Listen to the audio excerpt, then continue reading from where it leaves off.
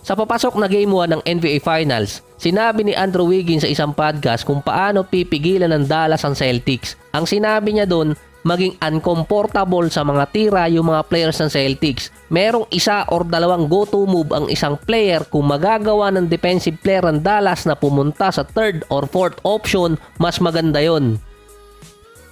Dahil ganito mismo ang ginawa ni Andrew Wiggins noong 2022 Finals nung kalakasan niya pa kontra kay Jason Tatum. Binabarako talaga niya. Noong 2022 playoff si Tatum nag-a-average ng 26 points, 6 rebounds, 6 assists, 42% sa field at 39% sa 3-point area.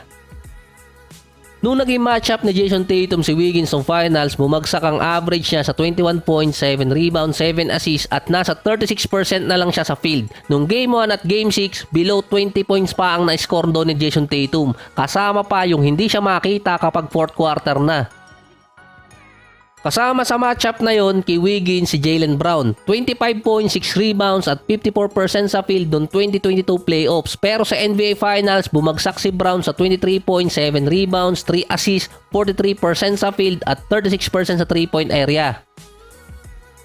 Pero katulad ng sinabi ni Brown, iba na ang Celtics kada taon. Mabigat din kasi yung 5 starting unit ng Celtics. Ang sinabi namang X-Factor para sa Boston si Porzingis.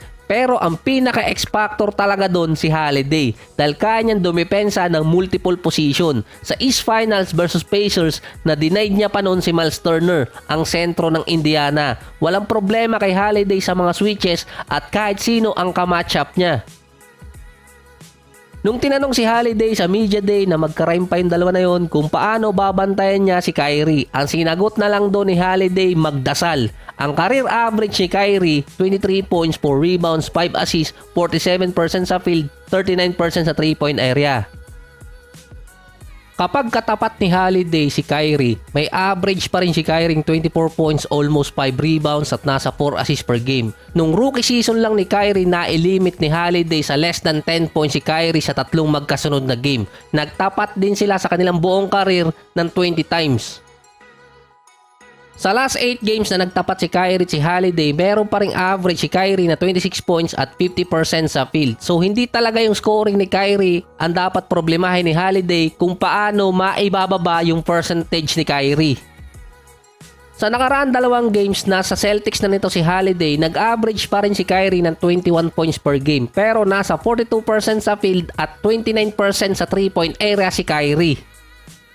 Kahit mataas ang average si Kyrie sa points per game, si Holiday ay may record pa rin 16-8 kontra kay Kyrie sa kanilang buong karir. Yung isa pang perimeter defender ng Celtics na si Derek White, nag-a-average doon si Kyrie ng 20 points, 4 rebounds at 5 assists per game.